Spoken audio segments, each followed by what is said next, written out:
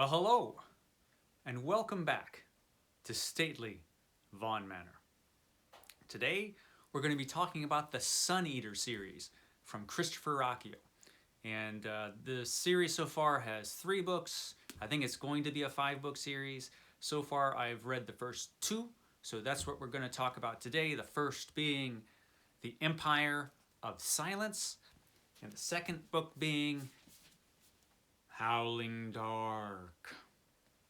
So, this series takes place in the far future. Earth is just a distant memory. Now there is a vast intergalactic empire, and the empire is under attack by the horrific Cielsen, a creepy alien race of these big, tall, white guys with horns on their heads, and they eat people, and they're just creepy monsters. And so the Cielsen have been attacking at the edges of the empire. And this war has been going on for a while, and it's killing all kinds of folks. And that's the background to the story. The main character of this story is a guy named Hadrian Marlowe, who is a super rich guy. He's of the upper classes of the future empire. He is called a Palatine, and the upper classes, the Palatine people, are all genetically modified so they can live for centuries. They're not immortal, but they live a long, long time. He is of the House Marlowe. His family are uranium miners on this planet called Delos. And his father is the ultimate kind of distant jerk dad. And Hadrian thinks that he is going to be inheriting all this wealth and position. It turns out that might not be the case. It might go to his brother Crispin. I like Crispin a lot. That's a good character. And so Hadrian, it turns out, might not get that. And I don't want to give too much away, but I will tell you that Hadrian eventually has to leave his home, and he ends up kind of ending up not where he wanted to go. He ends up someplace he definitely did not want to go. And he has all these kinds of adventures, and this book is basically his backstory. See, the way this story is told, it's really interesting. It's basically an historical novel from the future. So we know going in that eventually Hadrian Marlowe takes care of the Cielsen. But the way he does it, apparently, is he blows up a sun, or destroys a sun somehow.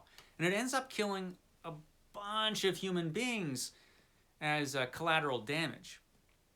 At least, that seems to be what happens. We don't know how it happens. We don't know how he ends up there.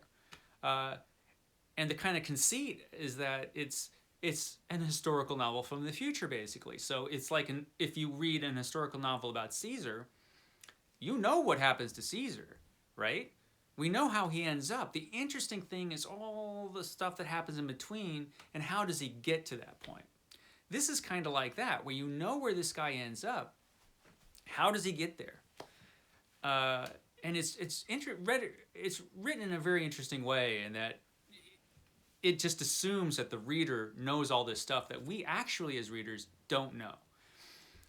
It's interesting. Christopher Ruocchio, young guy. I could be wrong, but I think he finished this when he was 25 years old. So this is a really impressive achievement, because it's really well written. It has some problems. The first volume does. When you read these reviews that say that he was kind of derivative of, say, The Name of the Wind or Dune or something else, he's not really being derivative. What he's doing is he's calling out to these things. He's giving you deliberate Easter egg call-outs kind of things to Dune or to The Name of the Wind. And sometimes he does that a bit too much. I would say he definitely does that a bit too much. Things like, and you can see it on the cover, the swords that they use, because of course they use swords because swords are cool. He has an excuse for that. I don't know if it really flies, but swords are cool, so I'll go with it. But they have high matter swords, which are basically lightsabers. You know, they're not lightsabers. They're swords. They're metal that will materialize into a sword out of nothing, and they can cut anything, and they glow. So they're kind of lightsabers. He could have done a high matter sword without making it so obviously a lightsaber.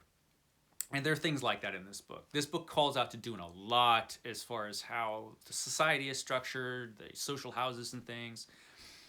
But there's enough original stuff in here that I don't think he really needed to do that. And I think it would have been a better book if he had not done that. If he had just left all those call-outs and things aside and just went with his own story, which is strong enough that he didn't need all that. You know, this is good on its own. The story is very episodic.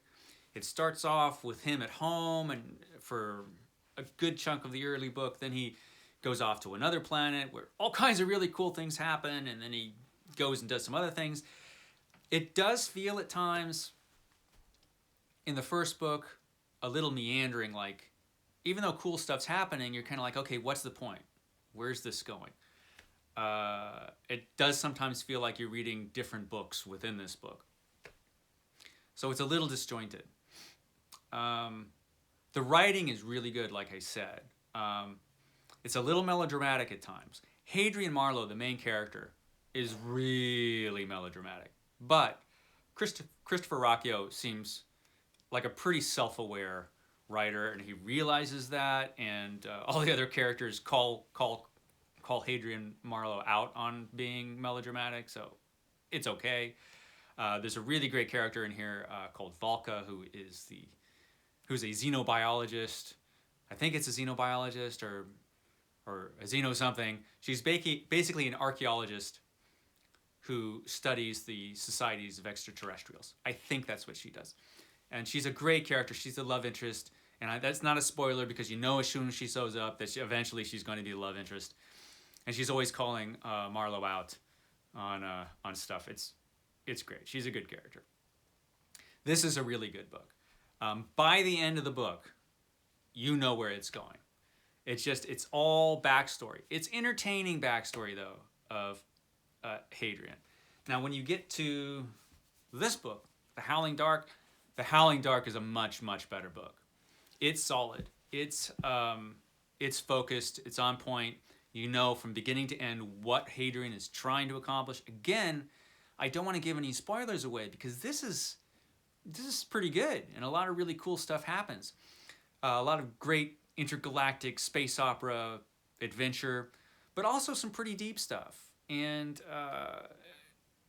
this book shows Ruocchio's strengths a lot better, I think, than the first book did. He dispensed with all those needless call-outs for the most part. There's a lot of stuff we've seen before because you can't escape it in science fiction, fantasy. But he does it in a really cool way.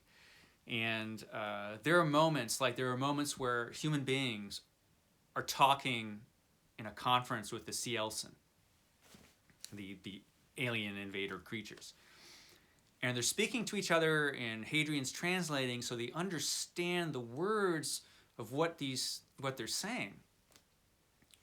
But it's like they're having two completely different conversations because the aliens and the humans are coming from completely different places.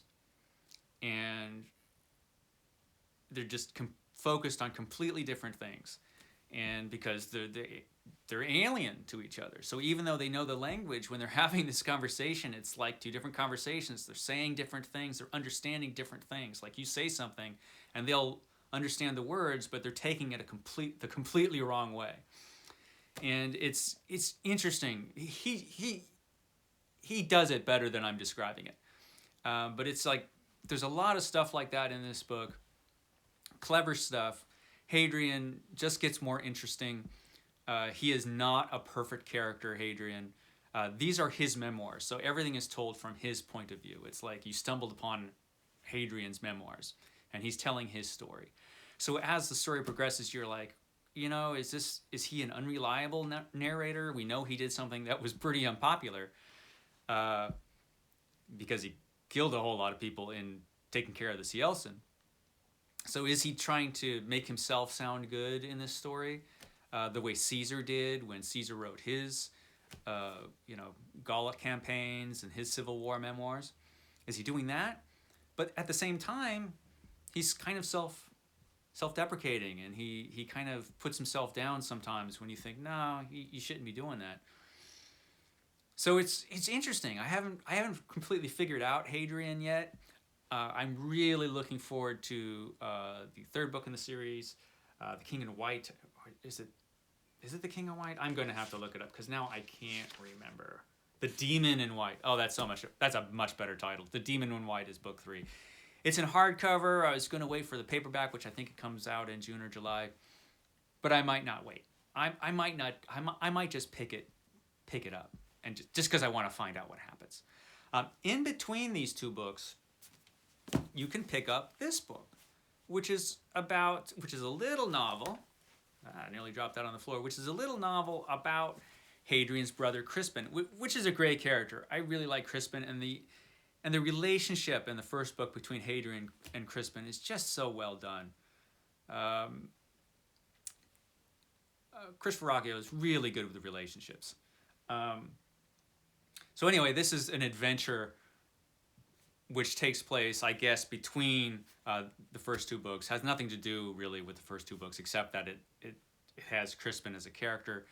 And Christopher Ruocchio just threw this one out. It's an indie book. He didn't have it published by DAW Books like these other ones are.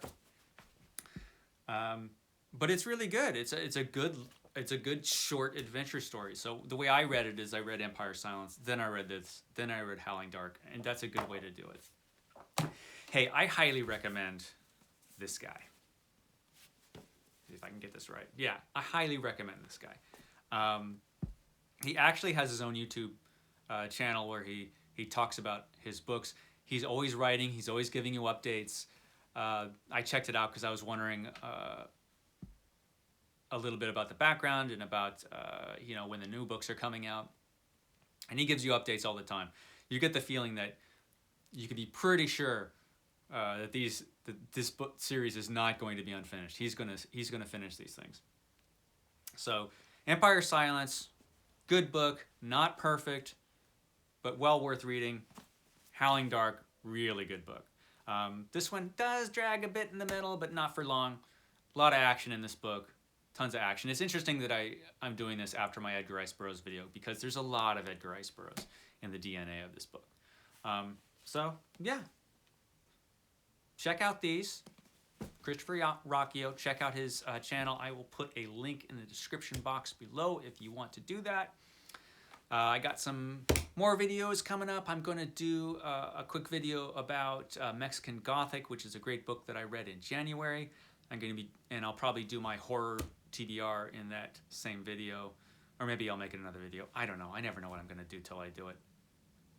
And I've got some other videos coming out. Going to do an H.P. Lovecraft, kind of an overview video. And then I'll be doing other H.P. Lovecraft videos on the individual stories from time to time. And I'm going to be doing a video on Traitor's Blade by Sebastian de Castell, because that book was cool. So yeah, I got some cool stuff coming up. I hope you will join me once again here at Stately Vaughan Manor. You guys have a great day. Thanks, guys.